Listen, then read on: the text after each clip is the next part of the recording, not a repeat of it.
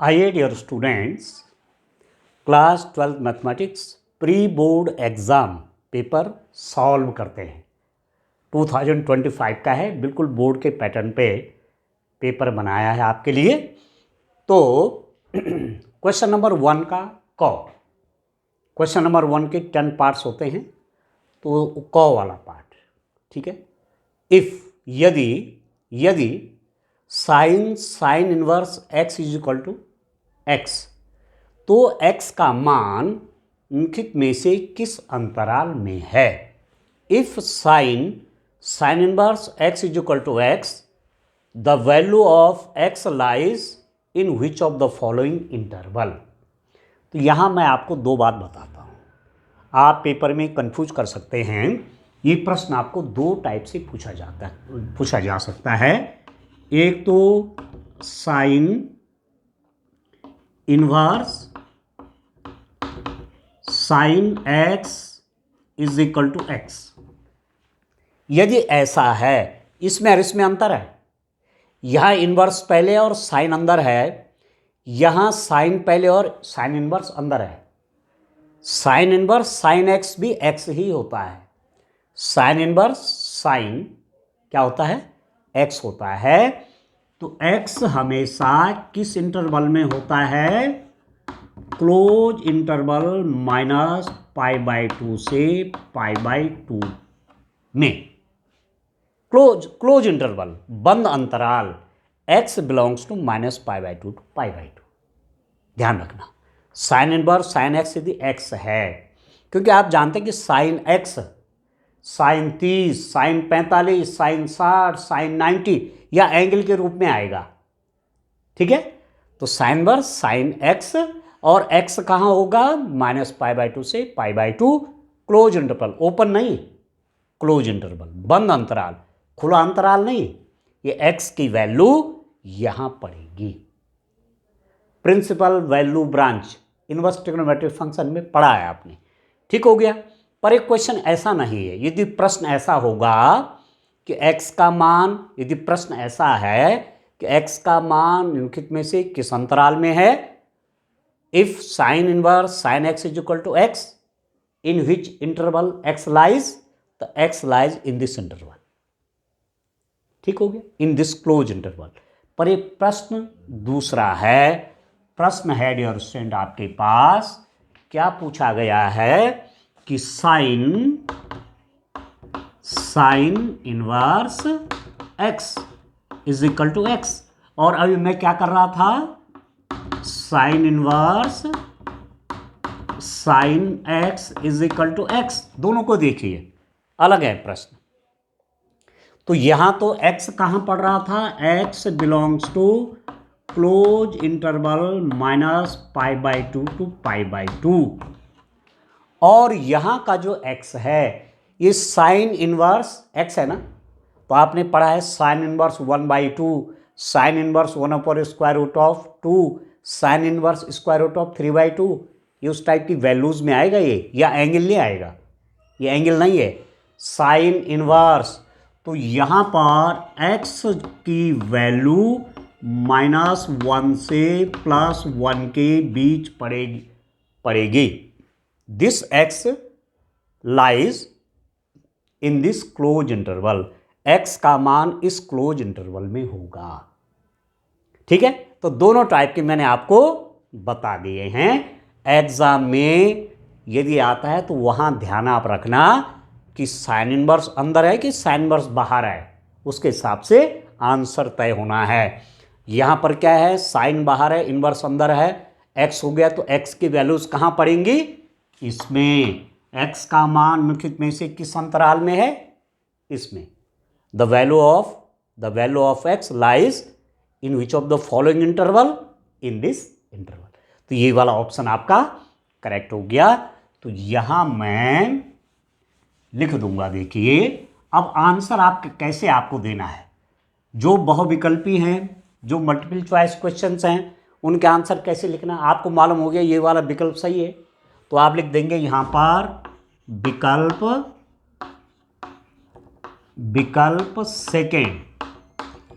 विकल्प सेकेंड सही है, ऐसा भी लिख सकते हैं।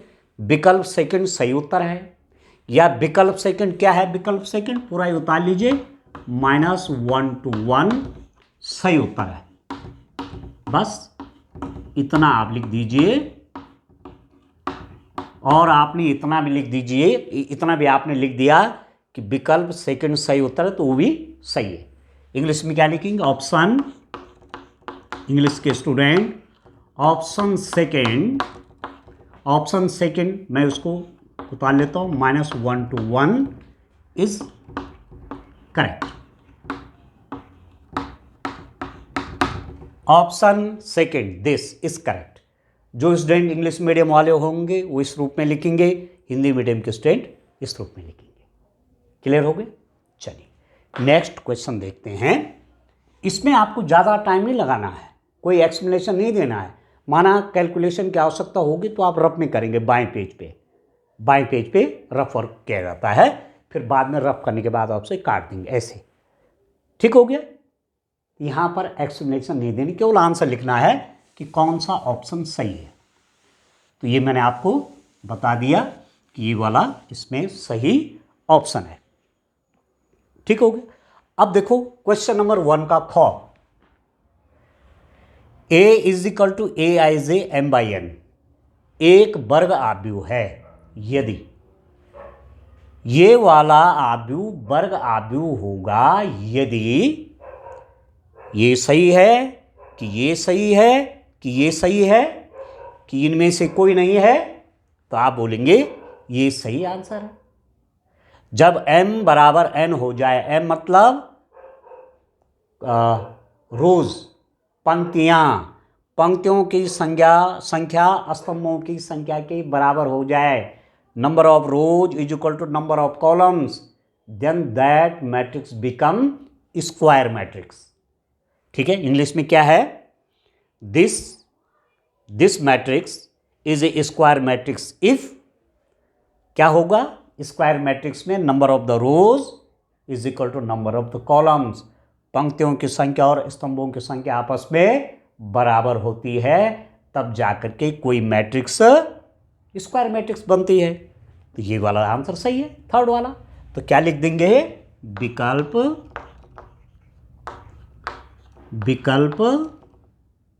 थर्ड। और क्या है विकल्प थर्ड, m = n सही है। ठीक है?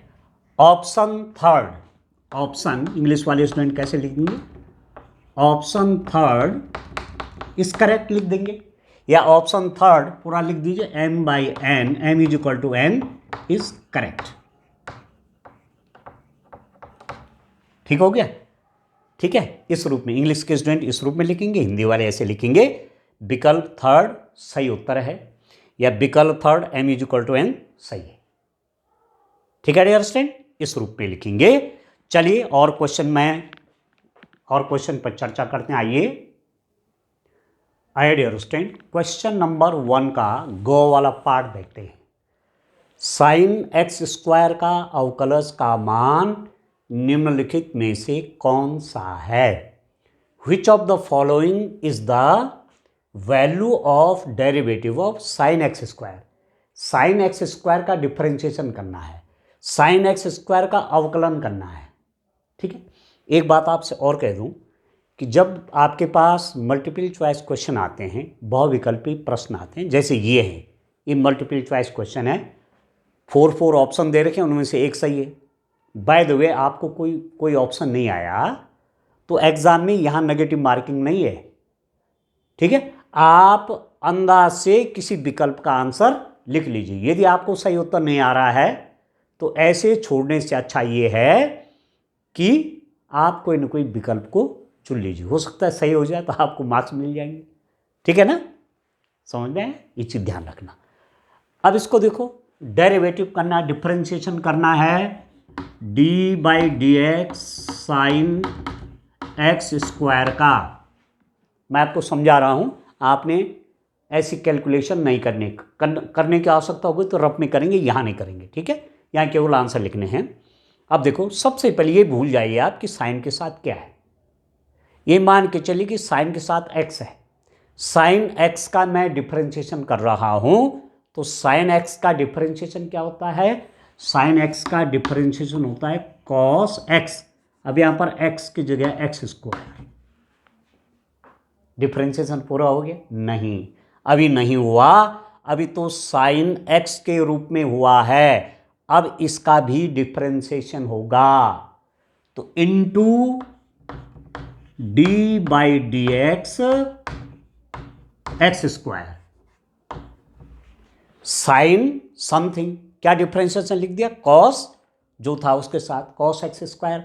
अब किसका डिफरेंशिएशन होना है? एक्स स्क्वायर का, और एक्स स्क्वायर का डिफरेंशिएशन आप जानते हैं, d by D x x square का डिफरेंशिएशन जाते हैं, 2 पहले आ जाता है, 2 पहले आ गया, और एक्स की पावर 2 में से 1 माइनस कर लेते हैं तो एक्स की पावर 1, तो एक्स की पावर 1 लिखी नहीं जाती, वो ऑलरेडी माना जाता है। तो एक्स स्क्वायर का डिफरेंशिएशन कितना होगा? 2x। तरीका क्या है? 2 पहले आ गया, ठीक है, और एक पावर कम होगी तो 2x हो गया। तो यहां पर एक कितना बना? एक्स स्क्वायर का डिफरेंशिएशन 2x, और ये तो है ये कॉस एक्स स्क्वायर, ठीक है ना। तो क्या हुआ डिफरेंशिएशन? साइन एक्स स्क्वायर का क्या हुआ? 2x cos x square. तो ये वाला ऑप्शन आप देखिए, ये वाला, ये करेक्ट ऑप्शन हो गया। तो मैं इसका आंसर लिख दूंगा डियर स्टूडेंट यहां पर, ठीक है, मैं यहां लिख दूंगा विकल्प, हिंदी मीडियम के स्टूडेंट इस रूप में लिखेंगे विकल्प थर्ड। क्या है विकल्प third? 2x cos x square सही है, ठीक है, या सही उत्तर है आप लिख सकते हैं। ऑप्शन इंग्लिश मीडियम के स्टूडेंट ऐसा लिखेंगे, ऑप्शन थर्ड इज करेक्ट, या ऑप्शन थर्ड क्या है? ऑप्शन थर्ड ये है, ऑप्शन थर्ड पूरा लिख दिया मैंने, cos x square is correct, ऐसा लिख देंगे, ठीक है। इंग्लिश मीडियम के स्टूडेंट ऐसा लिख देंगे, हिंदी मीडियम कैसा लिख देंगे, ठीक हो। चलिए अब आते हैं, इस पे आते हैं डियर स्टूडेंट, ठीक है। अभी क्वेश्चन हमारा हो गया, ये हमने आपको बता दिया, तो मैं इसका सॉल्यूशन के लिए इसके लिए जगह बना लेता हूँ यहाँ पर, ठीक है, यहाँ पर जगह बना लेता हूँ, आपको ठीक से समझना है, पेपर ठीक से आप समझिए, ये आपके लिए एग्ज़ाम के लिए भी बहुत अच्छा हो रहा है, एग्ज़ाम में भी आपको इससे मदद मिलेगी। दूसरा, आपको किस रूप में क्वेश्चंस के आंसर देने हैं उससे भी आपको मदद मिलेगी, ठीक है। अब ये क्वेश्चन है कि a to the power x dx का मान निम्नलिखित में से क्या है? Integration ax dx, which of the following is the value of integral a to the power x dx? इसका इंटीग्रेशन करना है, a to the power x dx का इंटीग्रेशन करना है। आप जानते हैं, देखो ये प्रश्न ऐसा माना प्रश्न आपको पूछा गया कि प्रति अवकलज a to the power x का प्रति अवकलज ज्ञात कीजिए। माना ये प्रश्न ऐसे आ गया, तब आप परेशान मत होना, सीधा सीधा ऐसा नहीं कहा, क्या कहा? a to the power x का प्रति अवकलज, अवकलज का प्रति मतलब एंटी डिफरेंशिएशन, प्रति अवकलज मतलब एंटी डिफरेंशिएशन, और एंटी डिफरेंशिएशन का मतलब क्या हुआ? इंटीग्रेशन, समाकलन करना है। कई बार पेपर सेटर शब्दों का जाल भी डाल देते हैं कि बच्चे को मालूम है कि नहीं है। तो प्रति अवकलज मतलब समाकलन, integration, anti derivative of ax means find the integration of this. Anti derivative, derivative का एंटी क्या होता है? इंटीग्रेशन होता है। तो आपको सीधा सीधा समझ जाना है कि इंटीग्रेशन निकालना है a to the power x का, क्योंकि डिफरेंशिएशन और इंटीग्रेशन ये इन्वर्स प्रोसेस हैं, इन्वर्स ऑपरेटर हैं। ठीक है, डिफरेंशिएशन किया, माना मैंने कहा D by D x x square का, तो आपने कहा 2x। यदि मैं इसका इंटीग्रेशन करूंगा तो मेरे पास एक्स स्क्वायर आएगा, 2x का इंटीग्रेशन एक्स स्क्वायर, और हम एक कांस्टेंट ऑफ इंटीग्रेशन सी भी लगा देते हैं। इसका डिफरेंशिएशन ये, तो इसका इंटीग्रेशन ये, एंटी डेरिवेटिव हो गए। आए समझ? ठीक है ना? तो अब आप समझ गए होंगे। तो चलिए अब मैं इसका इंटीग्रेशन निकालता हूं। ठीक है, इंटीग्रेशन निकालता हूं। जैसे मैंने आपसे कहा, मैं इसका सबसे पहले डिफरेंशिएशन निकाल लेता हूं। D by D x A to the power x is equal to क्या होता है, आप जानते हैं, d by D x A to the power, या और भी e to the power x, तो e to the power x ही होता है डिफरेंशिएशन। ठीक है, d by D x e to the power minus x, तो minus e to the power minus x होता है, ये आप जानते हैं। ठीक है, इसका डिफरेंशिएशन क्या होता है, सोचिए, बोलिए कितना होता है। आप लिखते हैं a to the power x log of a. ठीक है, अब मैं लॉग ए इसके नीचे ले आता हूं, तो D by D x A to the power X, इसको मैं इसके नीचे ले आता हूं, इसको इसके नीचे ले आता हूं, log A is equal to कितना बचा, A to the power X. इसको मैं इसके नीचे ले आया, डिनोमिनेटर में ले आया इसके, तो D by D x A to the power x divided by log a, ये तो कांस्टेंट है ना। ठीक है, इसके नीचे ले आया, तो इसको आगे ले जाओ चाहे यहाँ लाओ, बात एक ही है, कांस्टेंट वैसे भी हो। तो D by D x A to the power x log a कितना हो गया, a to the power x हो गया। अब जब मैं इसका इंटीग्रेशन करूँगा a to the power x d x is equal to, इसका भी इंटीग्रेशन है और इसका भी, d by D x A to the power x log of a d x. ठीक है, इसका भी इंटीग्रेशन, इसका भी इंटीग्रेशन। अब डिफरेंशिएशन और इंटीग्रेशन इनवर्स ऑपरेटर है। ये डिफरेंशिएशन इंटीग्रेशन डिफरेंशिएशन को कैंसिल कर देगा, हटा देगा सारा प्रोसेस, ये सब हट गया, ये भी हट जाएगा, ये भी हट जाएगा, केवल क्या रहेगा, a to the power x divided by log of a. याद रखना, ठीक हो गया। इंटीग्रेशन और डिफरेंशिएशन एक दूसरे के इफेक्ट को नल एंड वाइड कर लेते हैं। तो इंटीग्रेशन और डिफरेंशिएशन ये सब हट जाएगा, ये सब हट जाएगा, ये बच जाएगा, तो इसका इंटीग्रेशन आ गया डियर स्टूडेंट ये। और एक चीज़ आपसे और कह दूं, जब मैंने ये निकाला है a to the power x by log a, ठीक है, प्लस कांस्टेंट ऑफ इंटीग्रेशन भी रखते हैं, समाकलन नियतांक भी रखते हैं। ठीक है, और ये रखते हैं किसमें, इनडेफिनेट इंटीग्रल में। इंटीग्रल में आपके पास दो प्रकार के होते हैं। ठीक है, एक होता है अनिश्चित समाकलन, आपने पूरा पढ़ा होगा पर फिर भी मैं एक बार आपको बता देता हूँ। अनिश्चित समाकलन, indefinite integral and definite integral. ठीक है, अनिश्चित समाकलन,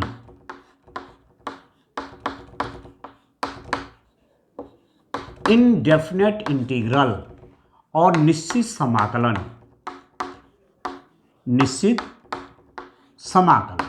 डेफिनेट इंटीग्रल। जैसे कहीं पर ये कहा जाए कि एक्स स्क्वायर डी एक्स, तो आप करते हैं इसको, एक पावर प्लस हो जाती है एक्स क्यूब बाई 3 प्लस सी। और यदि आपसे ये बोला गया कि 1 to 2 x square D x कितना होगा, ये डेफिनेट इंटीग्रल है, इसमें लिमिट दी है। तो इनडेफिनेट इंटीग्रल जब आप करेंगे, अनिश्चित समाकलन जब करेंगे, तो प्लस कांस्टेंट ऑफ इंटीग्रेशन लगाते हैं।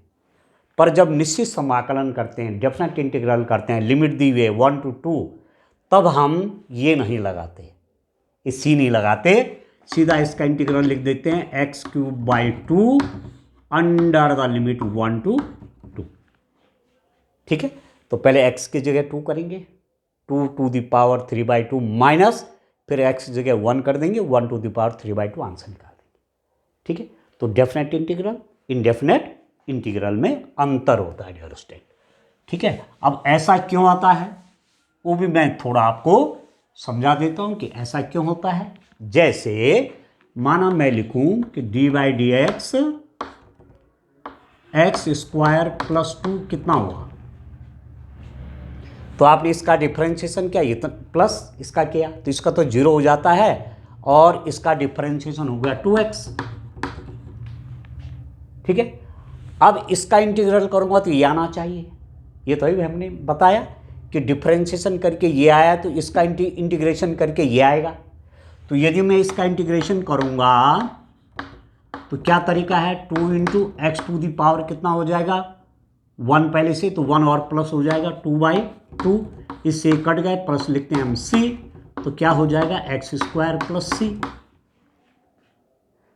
ठीक है ना। अभी c इसलिए लिखते हैं, यहां पर तो 2 है, हो सकता है यहां पर 3 हो तब भी डिफरेंशिएशन यही आएगा, हो सकता है 4 हो तब भी डिफरेंशिएशन यही आएगा, हो सकता है यहाँ पर 5 हो तब भी डिफरेंशिएशन यही आएगा। इसलिए मालूम नहीं चल रहा है कि फंक्शन वो क्या रहा होगा, इसलिए हम प्लस ही लिख देते हैं। क्लियर हो गए? अब आपको ये बात एकदम क्लियर हो गई होगी। तो बात ये है कि इसका इंटीग्रेशन क्या, तो a⁴x dx का इंटीग्रेशन क्या हो जाएगा, a⁴x ऊपर log a + c, तो ये वाला ऑप्शन करेक्ट है। तो आप लिख देंगे विकल्प फर्स्ट, और आगे ये भी लिख दीजिए सही है। ठीक है, ऑप्शन, इंग्लिश वाले स्टूडेंट ऐसे लिखेंगे, option first is correct, option first correct है। ठीक है, आप चाहो पूरा लिख दीजिए, ऐसा भी लिख देंगे तो सही है। ठीक है, चलिए और क्वेश्चन और देखता हूं। आइए आप क्वेश्चन नंबर 1 का गांव वाला हिस्सा देखिए, गांव वाला part, integration √a² - x² dx बराबर है, इसकी वैल्यू कितनी होती है। ठीक है, this integration is equal to, ये ऑप्शन आपको दिए हुए हैं। तो डियर स्टूडेंट, इसको तो आप डायरेक्ट जानते हैं, क्या जानते हैं, इसका जो इंटीग्रेशन होता है, इंटीग्रेशन √(a² - x² dx), ये तो फॉर्मूला है, x/2 √(a² - x² + a²/2 sin inverse x/a + c, x/2 √(a² - x² + a²/2 sin inverse x/a + c। ठीक है, अब इनमें से कौन सही है, ये वाला, ये तो सीधा फॉर्मूला है, तो ये वाला ऑप्शन सही है। x/2 बोलो चाहे 1/2x बोलो, एक ही बात है। तो ये आंसर आपका करेक्ट है, ये डायरेक्ट फॉर्मूला पे डिपेंड है। ठीक है, फॉर्मूले भी आपको याद रखने हैं, कई बार डायरेक्ट फॉर्मूला ही पूछा जाता है, तो फॉर्मूले भी आप डिफरेंशिएशन के, इंटीग्रेशन के याद रखेंगे। तो मैं कह रहा हूं विकल्प फर्स्ट सही उत्तर है। ठीक है, option first is correct, option first is correct. बस हिंदी मीडियम कैसे लिख देंगे, इंग्लिश मीडियम कैसे लिख देंगे, आप चाहो तो उतार भी सकते हैं इसको, ऑप्शन फर्स्ट उसके आगे ये पूरा। ठीक हो गया। अब इसको देखो आप, इसको मैं मिटा लेता हूँ, आंसर तो मैंने इसका लिख दिया है। अब मैं इस क्वेश्चन को आपको बताता हूँ, बहुत इम्पोर्टेंट है ये क्वेश्चन। 1 मार्क्स का, इस टाइप के क्वेश्चन 1 मार्क्स के कई बार पूछे जाते हैं। अवकल समीकरण है मेरे पास, डिफरेंशियल इक्वेशन है d2y/dx² to the power 3 plus dy/dx square plus sine dy/dx plus 1 is equal to 0।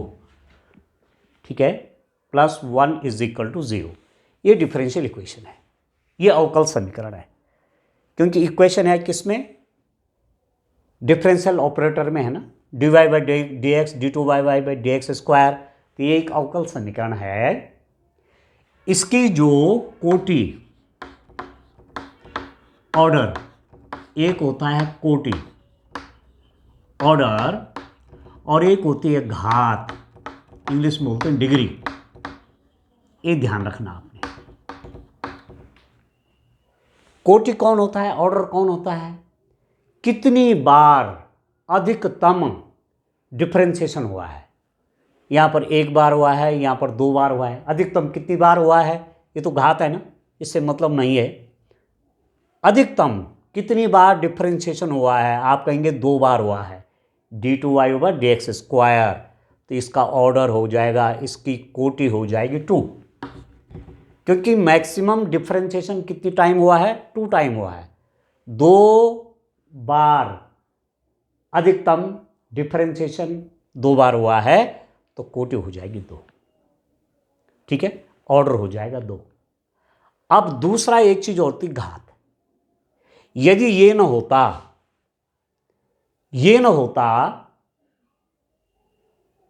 ठीक है ना, ये न होता तो घात 3 हो जाता। यदि ये न होता तो घात कितनी हो जाती, ये हो जाती, डिग्री हो जाती, यदि ये न होता। पर इसके होने से अब इसकी डिग्री नहीं होगी, इसकी घात नहीं होगी, क्योंकि डिफरेंशियल इक्वेशन, अवकल समीकरण का नियम है कि उसमें निश्चित पद होने चाहिए। ठीक है ना, बहुपद होने चाहिए। और इसमें इसका यदि आप विस्तार करेंगे साइन dy/dx का, तो इसका अनंत विस्तार आता है, इसका तो पता ही नहीं चलेगा कि कितने पद आ रहे हैं इसमें। इसलिए घात परिभाषित नहीं है, घात परिभाषित नहीं है, परिभाषित नहीं है। Degree is not defined, degree is not defined, degree is not defined, इसकी डिग्री डिफाइंड नहीं है। तो जब डिफरेंशियल इक्वेशन में साइन dy/dx या कॉस dy/dx या tan dy/dx इस टाइप से हो, या e⁻ dy/dx या log dy/dx, तो वहाँ ध्यान रखना, वहाँ डिग्री, घात परिभाषित नहीं होती। ये तो मिल जाएगा आपको, कोटि तो मिल जाएगा कि अधिकतम कितनी बार डिफरेंशिएशन हुआ है, वो तो मिल जाएगा। पर ऐसी स्थिति में जो घात है, डिग्री है, वो परिभाषित नहीं है। तो यहाँ आप देख रहे होंगे साइन dy/dx, इसकी वजह से इसकी घात परिभाषित नहीं है। तो 4th वाला विकल्प सही हो गया। तो मैं लिख दूंगा विकल्प 4 सही उत्तर है, सही है। Option 4 is correct, option 4 is correct, ये करेक्ट है। ठीक है ना, समझ गए आप। ठीक है, तो 1 मार्क्स का क्वेश्चन अक्सर इस एक्सरसाइज से आता है। चलिए नेक्स्ट क्वेश्चन नंबर 1 का 6 वाला पार्ट देखते हैं। यदि किसी रेखा के दिक् कोसाइन LMN हो, तो L² + M² + N² का मान है। If the direction cosines of a line are LMN, LMN किसी लाइन के डायरेक्शन कोसाइंस हैं, then the value of L square plus N square plus N square is कितना होगा? तो आप जानते हैं कि LMN डायरेक्शन कोसाइंस हैं, LMN दिक कोसाइंस हैं, तो उनका स्क्वायर और उनका स्क्वायर का प्लस करके ये वैल्यू हमेशा 1 आती है, ये आपको ध्यान रखना है। LMN क्या है? डायरेक्शन कोसाइन, दिक कोसाइन है, तो उनको स्क्वायर को प्लस करके वैल्यू कितनी आती है? 1 आती है। तो ये वाला आंसर करेक्ट है। तो आप लिख देंगे विकल्प फर्स्ट 1 सही है। ठीक है, ऑप्शन फर्स्ट 1 इज करेक्ट। ठीक है, ये वाला सही हो गया। कितना सरल है। ठीक है, तो ऐसे आपने डायरेक्ट इसमें आंसर देनी है, एक्सप्लेनेशन नहीं देनी है, केवल विकल्प सही जो है लिखना है। और आप ये देख रहे होंगे 1 के 10 पार्ट्स हम कर रहे हैं, तो प्रत्येक 1 मार्क्स का है, 1 मार्क्स। ठीक है, ये मैं लास्ट में 1 करके लिख भी रहा हूँ। ठीक हो गया। तो चलो अब मैं इस नेक्स्ट वाले का आंसर लिखने के लिए मैं थोड़ा जगह भी यहाँ बना लेता हूँ। आप देखो, थोड़ा सा यहाँ जगह बना लेते हैं। आप देखिए डियर स्टूडेंट, आप देखिए इस क्वेश्चन को, आप देखिए यदि A और B स्वतंत्र घटनाएं हैं और probability of A is equal to 0.3, probability of B 0.4, A की प्रायिकता 0.3 है, B की 0.4 है, तो probability of A intersection B का मान है। Find the probability of A intersection B। If A and B are independent events and probability of A is equal to 0.3, probability of B is equal to 0.4, then find the value of probability of A intersection B। A व B कैसी घटनाएं हैं? स्वतंत्र घटनाएं हैं। कैसी घटनाएं हैं? स्वतंत्र घटनाएं हैं। Independent event, independent events, independent events.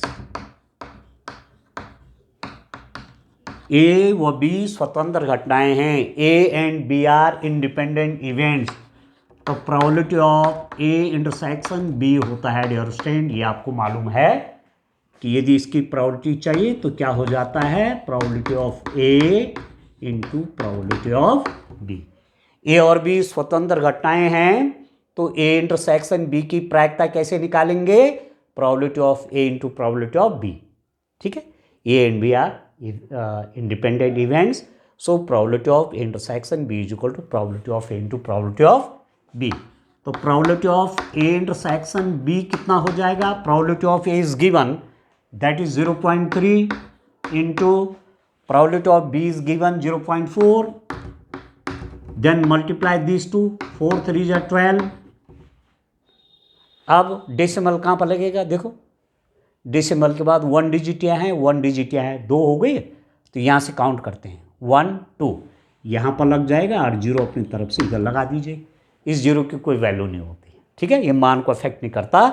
तो देखो ये 4th वाला ऑप्शन आपका करेक्ट है। ठीक है, तो यहाँ पर आप डियर स्टूडेंट, यहाँ आप लिख दीजिए आंसर। यहाँ लिख देता हूँ मैं आंसर। क्या लिख देता हूँ मैं? इसका आंसर। ठीक है, इसका आंसर मैं यहां लिख रहा हूं। मैं लिख देता हूं विकल्प कौन सा? 4th, दैट इज 0.12 सही। ठीक है, ऑप्शन 4th 0.12 इज करेक्ट। बस इंग्लिश मीडियम वाले स्टूडेंट ऐसे लिखेंगे, हिंदी मीडियम के बच्चे ऐसे लिख देंगे। ठीक है, चलिए और भी देखते हैं। आइए क्वेश्चन नंबर 1 का झ वाला पार्ट देखिए। ये वाला जो है ये प्रश्न जो है, ये प्रश्न का क्वेश्चन नंबर 1 का झ वाला पार्ट आप देख रहे होंगे। मैं हर पार्ट में क्वेश्चन नंबर लिख रहा हूँ। क्वेश्चन नंबर 1 झ, ऐसा आपको भी लिखना है, ठीक है। तो इसमें मैं कह रहा था कि अभिकथन और कारण, अभिकथन और कारण, ऐसे 2 पार्टों में ये प्रश्न आएगा। तो एक पार्ट तो इसका ये है, अभिकथन ए पर परिभाषित संबंध आर एक तुल्यता संबंध कहलाता है यदि आर स्वतुल्य, सममित और संक्रामक है। ये तो आप जानते हैं। तुल्यता संबंध क्या होता है? एक संबंध आर तुल्यता संबंध होगा कब? जब आर ये संबंध स्वतुल्य भी हो, सममित भी हो और संक्रामक भी हो। तो ये तो बिल्कुल सही है, ठीक है। पहले मैं हिंदी में देख लेते हैं। अब कारण देखिए आप, कारण आर, यदि फलन एफ व्युत्क्रमणीय है, कोई फलन क्या है? व्युत्क्रमणीय है, तो एफ अनिवार्यतः एकैकी तथा आच्छादक होता है। व्युत्क्रमणीय फलन के लिए फलन का एकैकी और आच्छादक होना अनिवार्य है। यदि कोई फलन एकैकी भी है, आच्छादक भी है, तो उसका व्युत्क्रमणीय होगा, वो व्युत्क्रमणीय होगा। तो ये भी सही है। फलन एफ व्युत्क्रमणीय है तो एफ अनिवार्यतः एकैकी तथा आच्छादक होता है। तो ये भी सही है और ये भी सही है। अभिकथन भी सही है और कारण भी सही है, दोनों सही हैं। परंतु ये इसकी व्याख्या नहीं करता। ये तो कुछ और कह रहा है, रे कुछ और कह रहा है, अलग अलग बातें हैं, दोनों सही हैं। परंतु ये जो कारण है ये इस अभिकथन की व्याख्या नहीं करता है, ठीक। अब चलिए इंग्लिश में देखते हैं। असर्शन ए क्या है? a relation R in the set A is said to be an equivalence relation. R is an equivalence relation if R is reflexive, symmetric and transitive. कोई रिलेशन रिफ्लेक्सिव है, सिमेट्रिक है, transitive है, it means this relation is an equivalence relation. तो ये जो assertion है एकदम correct है, सही असर्शन है, ठीक है, ठीक है। इक्विवेलेंस रिलेशन के लिए फंक्शन का रिफ्लेक्सिव भी होना है, सिमेट्रिक भी होना है, ट्रांजिटिव भी होना है। अब रीजन देखिए, if function F is invertible, किसी फंक्शन एफ का इन्वर्स निकलता है, then F must be 1 1 onto. If function f is invertible, then f must be 1 1 onto. आप जानते हैं कोई फंक्शन 1 1 एंड onto हो, 1 1 भी है onto भी है, तो वो इन्वर्टेबल होता है। करेक्ट है ये भी, मतलब असर्शन भी करेक्ट है और रीजन भी करेक्ट है। पर रीजन इस असर्शन ये जो है ना, वो इसके एक्सप्लेनेशन नहीं करता, ठीक है। ये अलग बात है, ये अलग बात है, दोनों सही हैं, पर ये इसकी व्याख्या नहीं करता, ठीक है ना। ये इसको जस्टिफाई नहीं करता, अलग अलग बातें हैं, दोनों सही हैं। तो क्या विकल्प सही होने चाहिए? आप जरा इस प्रश्न को यहां से भी देख लीजिए। मैंने उतने ऑप्शन नहीं लिखे डियर स्टूडेंट, आप यहाँ देख लीजिए, मेरे लिए बड़ा लंबा पड़ता फिर, है ना। इसको देखो आप, ये क्वेश्चन है ना, निम्न प्रश्नों में 2 कथनों अभिकथन ये कारण आर के रूप में चिन्हित किया गया है। अपने उत्तर नीचे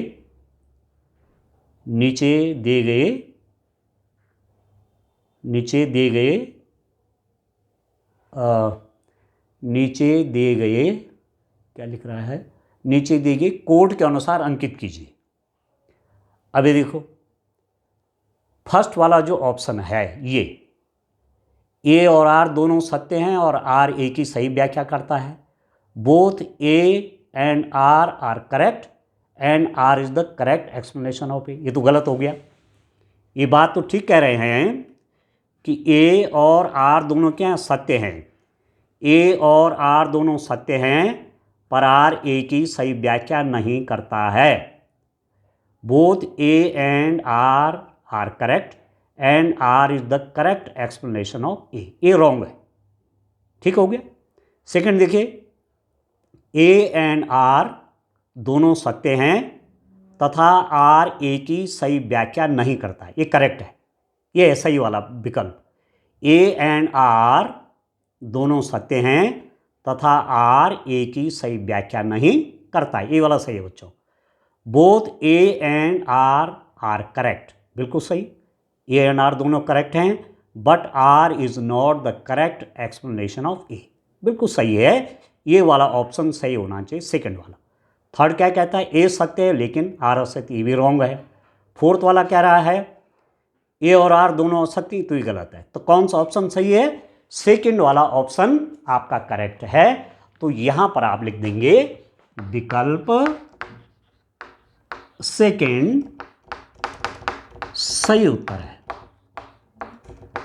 विकल्प सेकंड सही उत्तर है, ठीक है। ऑप्शन सेकंड इज करेक्ट, ठीक है। तो अभिकथन कारण के दो प्रश्न आते हैं, 1 मार्क्स का, ये भी 1 मार्क्स का क्वेश्चन है, ठीक है।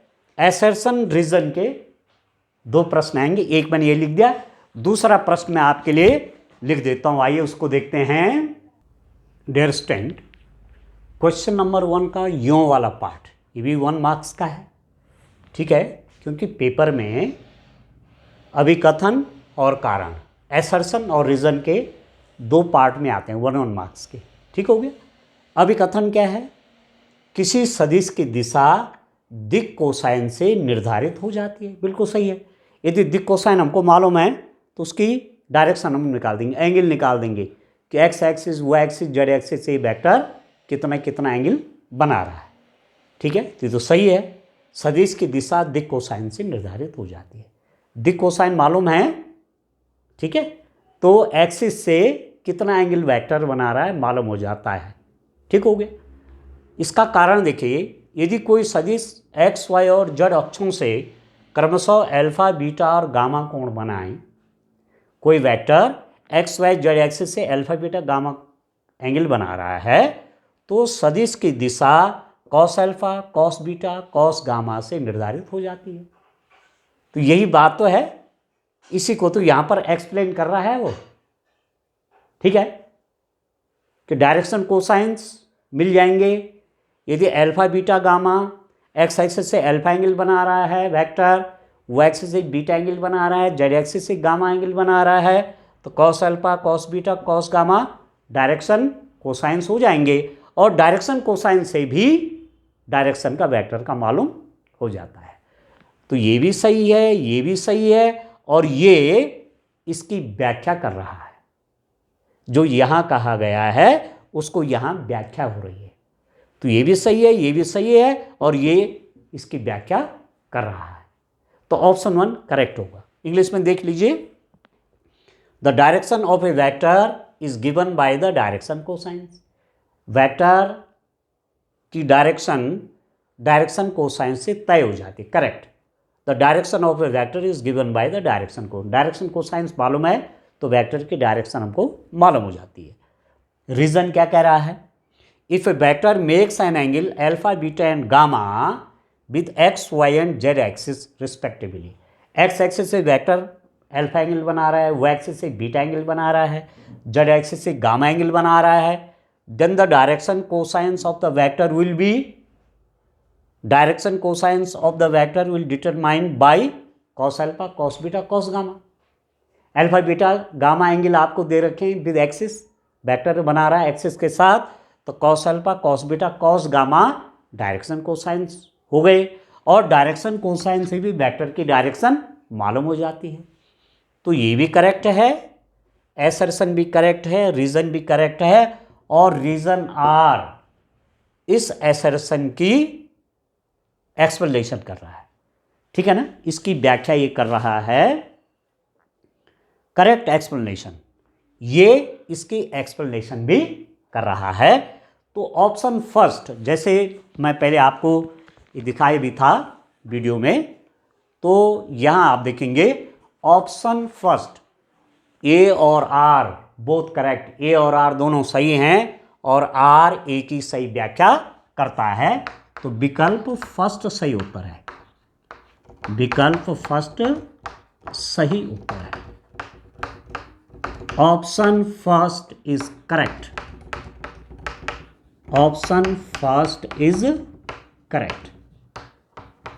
ठीक है, ऑप्शन फर्स्ट में क्या है, ए भी सही है, अभिकथन भी सही है, कारण भी सही है और एक कारण इसकी व्याख्या करता है।